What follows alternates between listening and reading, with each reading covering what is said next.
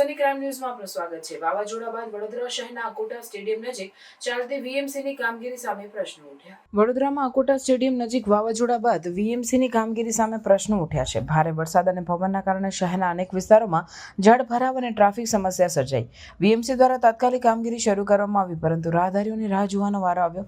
અકોટા અને આસપાસના વિસ્તારોમાં વાવાઝોડા બાદ રસ્તાઓ પર ખાડા અને પાણી ભરાવાની સમસ્યા જોવા મળી। વીએમસી દ્વારા તાત્કાલિક સમારકામ હાથ ધરવામાં આવ્યું, પરંતુ જાહેર જનતાને અસુવિધાનો સામનો કરવો પડ્યો। શહેરના કેટલાક વિસ્તારોમાં વીજળી અને ડ્રેનેજની સમસ્યા પણ ઉત્પન્ન થઈ। વીએમસી દ્વારા અકોટા સ્ટેડિયમ નજીક ટ્રાફિક વ્યવસ્થાને સુધારવા માટે નવા આયોજનો કરવામાં આવ્યા છે।